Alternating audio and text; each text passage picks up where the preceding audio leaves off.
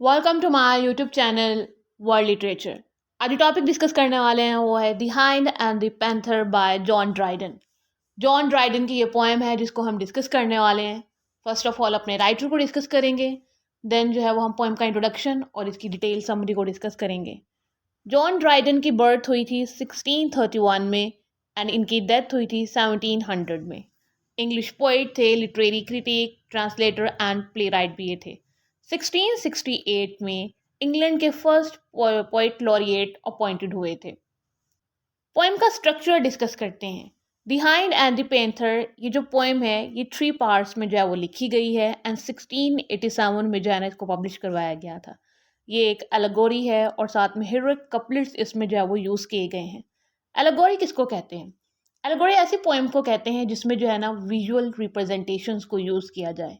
कोई भी एनिमल्स हैं उनके आर्ट्स को यूज़ किया जाए एंड उसके थ्रू जो है ना कोई चीज़ नरेट की जाए, उसको जो है वो हम एलेगोरी कहते हैं। एंड ये एक एलेगोरिकल पोएम है, the hind and the panther. And इसकी 2600 लाइन्स हैं एंड जॉन ड्राइडन की ये लॉन्गेस्ट पोएम है जो कि 2600 लाइन्स की है। फर्दर जो है वो हम पोएम की समरी को डिस्कस करते हैं। ये जो पोएम है जॉन ड्राइडन ने लिखी, इसमें जॉन ड्राइडन ने अपनी फेवरेट वर्ड्स फॉर्म को यूज़ किया है जिसको हीरोइक कपलेट कहा जाता है। The hind and the panther, first of all तो ये एलेगोरिकल पोएम है। सेकेंडली इसमें एक रिलीजियस कॉन्फ्लिक्ट भी जो है ना वो डिस्कस किया गया है। रिलीजियस कॉन्फ्लिक्ट जो कि इंग्लैंड में था किंग जेम्स टू के टाइम पे। अब था किन के दरमियान? कैथलिक्स के दरमियान एंड प्रोटेस्टेंट्स के दरमियान। इनका जो कॉन्फ्लिक्ट है वो इस पोएम में नरेट किया है जॉन ड्राइटन ने। ये जो पोएम है वो कैथलिक फेथ के लिए एक डिफेंस भी है। एक्चुअली में जॉन ड्राइडन ने 1685 में अपना रिलीजन चेंज कर लिया था और वो कैथलिसिज्म की तरफ आ गए थे। अब जब जॉन ड्राइडन कैथलिसिज्म की तरफ आए तो इन पर जो है वो बहुत सारे क्वेश्चंस उठाए गए कि शायद ड्राइडन पॉपुलैरिटी के लिए या फिर फेम के लिए सब कुछ कर रहे हैं और अपना रिलीजन जो है वो चेंज कर रहे हैं। बट ड्राइडन जो है वो उस टाइम पे कैथलिसिज्म से काफ़ी इंस्पायर्ड थे एंड इसीलिए अपना फेथ जो है वो सिक्योर करना चाह रहे थे एंड इसी इशू को जो है वो इन्होंने इस पोएम में भी डिस्कस किया है। फर्दर अगर हम टाइटल की बात करें, टाइटल में 2 वर्ड दिए गए हैं, हाइंड का एंड पेंथर का। हाइंड जो वर्ड है वो यहाँ पे रिप्रेजेंट कर रहा है डियर को, जो कि एनिमल होती है, जो कि कैथलिक चर्च को यहाँ पे रिप्रेजेंट करेगी ये वर्ड हाइंड। और सेकंड वर्ड पेंथर का यूज़ किया गया है जो कि एंग्लिकन चर्च को यहाँ पर रिप्रेजेंट कर रहा है, जिसका मीनिंग यहाँ पे हम प्रोटेस्टेंट्स भी ले सकते हैं। सो अगर हम टाइटल को कंक्लूड करें, Catholic church and Anglican church, इन दोनों के दरमियान जो कॉन्फ्लिक्ट था, ये जो दोनों रिलीजियस ग्रुप्स थे किंग जेम्स टू के टाइम पे, उन दोनों को यहाँ पे डिस्कस किया गया है। देन पोएम में ड्राइडन बताते हैं कि उस टाइम पे कौन से रिलीजियस ग्रुप्स थे इंग्लैंड में, उनकी डिटेल जो है ना वो शेयर करते हैं। कहते हैं कि जो बियर है, जो एनिमल है, वो रिप्रेजेंट करता है रिलीजियस इंडिपेंडेंस को, हेयर रिप्रेजेंट करता है क्वैकर्स को, ऐप रिप्रेजेंट करता है एथियस्ट को, बोर रिप्रेजेंट करता है बैप्टिस्ट को, फोक्स रिप्रेजेंट करता है यूनिटेरियंस को एंड जो वुल्फ है वो रिप्रेजेंट करता है प्रेस्बिटेरियंस को।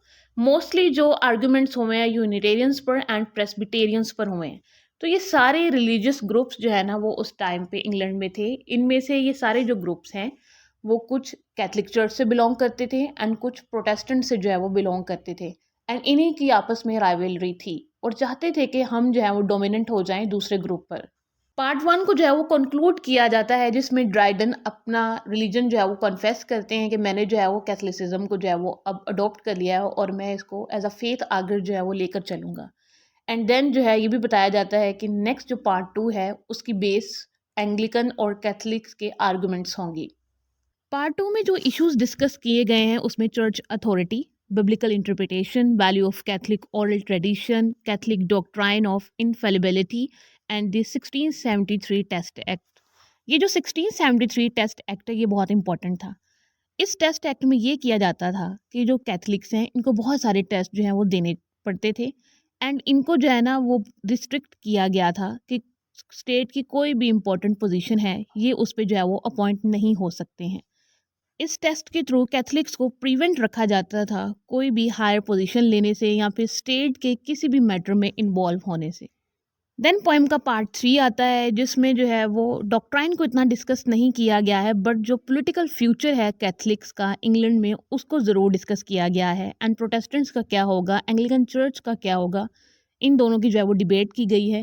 یہ ایک دوسرے کو جو ہے وہ سٹوریز سناتے ہیں، بہت ہی انٹرسٹنگ سٹوریز ہیں پارٹ 3 میں. سب سے پہلے جو ہے وہ پینتھر ایک اینیمل فیبل کو سناتے ہیں جس میں سویلوز ہیں اور مارٹنز ہیں. اب جو سویلوز ہیں وہ ریپرزینٹ کر رہے ہیں کیتھلکس کو، اور جو مارٹنز ہیں وہ کیتھلک کلرجی کو جو ہے نا وہ ریپرزینٹ کر رہے ہیں. کہتے ہیں کہ جو کیتھلک کلرجی ہے اینڈ یہ جو کیتھلکس ہیں یہ اپنی مائیگریشن کو جو ہے نا وہ ڈیلے کر دیتے ہیں جسٹ مائلڈ ویدر کو دیکھ کر، لیکن ان کو ایکچولی میں یہ نہیں پتہ ہوتا کہ یہ پھول بن چکے ہیں اور ونٹر جو ہے نا وہ آ رہے ہیں اور ان کی جو ڈسٹرکشن ہے وہ فائنل ہے، اور اس وجہ سے ان فیوچر یہ ڈسٹرائے ہو جائیں گے اور کیتھلک چرچ بھی جو ہے نا وہ ڈسٹرائے ہو جائے گا. تو پینتھر کی نا یہ تھاٹس تھیں کیتھلک چرچ کو لے کر. اس سٹوری سے ایسا لگتا ہے کہ پینتھر جو ہیں وہ کافی زیادہ انہیپی تھے کیتھلک سے. اب یہ جو فیبل ہے ڈرائیڈن نے اس لیے یوز کی ہے تاکہ اپنے کیتھلک جو ان کے فیلوز ہیں ان کو وہ وارن کر سکیں کہ آپ جو ہے وہ کنگ جیمز کی پرو کیتھلک پولیس پہ بہت زیادہ ٹرسٹ نہ کریں، ان پر جو ہے وہ بہت زیادہ بلیف نہ کریں، اور اپنا ایک پراپر ایجنڈا لے کر جو ہے نا وہ چلیں. پینتھر کو آنسر کرنے کے لیے ہائنڈ بھی جو ہے نا وہ ایک فیبل سناتے ہیں جس میں پیجنز اینڈ بزرٹ کی جو سٹوری ہے اس کو نریٹ کیا جاتا ہے، جس میں ہائنڈ جو ہے وہ وارن کرتا ہے اینگلیکن چرچ کو کہ اینگلیکنس کو چاہیے کہ وہ بہت زیادہ سیکٹیرین سپورٹرز پہ بلیف نہ کرے، ان کے ساتھ زیادہ جو ہے نا وہ الائنسز نہ بنائیں، اور اینٹی کیتھلک ٹیسٹ ایکٹ کو زیادہ سپورٹ نہ کریں، یا پھر ان کے جو سپورٹرز ہیں ان پہ بھی جو ہے وہ بلیف نہ کریں. اگر وہ ایسا کریں گے تو جو ہے نا یہ پینتھرز ڈسٹرائے کر لیں گے. دین پوئم جو ہے وہ کنکلوڈ کی جاتی ہے، اینڈ پوئم جو ہے وہ ایک بیوٹیفل پیسج کے ساتھ کنکلوڈ کی جاتی ہے جس میں یہ سجیسٹ کیا جاتا ہے کہ جو کیتھلک چرچ ہے اس کی جو نیچر ہے وہ ڈیوائن ہے، اور اس کا جو ہے وہ گلوریس فیوچر جو ہے وہ ہونے والا ہے، اینڈ انگلینڈ میں اگر کوئی رول کرے گا تو وہ کیتھلک چرچ ہی ہوگا. ہسٹری آف انگلش لٹریچر کی یہی بیوٹی ہے کہ پاسٹ میں یا پھر ہسٹری میں جو کانفلکٹس ہوتی تھے یا پھر جو ریلیجیس کانفلکٹس چلتے تھے انگلینڈ میں یا پھر آل اوور دی ورلڈ، وہ سب جو ہے وہ ڈسکس کیے جاتے ہیں، اینڈ اس سے جو ہے وہ ہمیں ایک انجوائمنٹ تو ملتی ہے، ساتھ میں ہمیں اس ٹائم کی سچویشن کا بھی پتہ چلتا ہے یا پھر اس ٹائم کیا کانفلکٹس سے ان کا بھی پتہ چلتا ہے، اینڈ ان کانفلکٹس کو ہم جو ہے وہ پریزنٹ کے ساتھ کہیں نہ کہیں ریلیٹ کر سکتے ہیں. اس پوائم میں جو میجر تھیم ڈسکس کیے گئے تھے وہ انڈیویجولزم کے، کیتھلیسزم کے، پروٹیسٹنزم کے، and religious conflicts, religious rivalry. آج کے لیکچر میں بس اتنا ہی. آئی ہوپ کہ یہاں تک یہ جو لیکچر ہے وہ آپ کو سمجھ آیا ہوگا. ویڈیو کو لائک اور شیئر اور چینل کو ضرور سبسکرائب کیجیے گا. Thanks for watching my channel.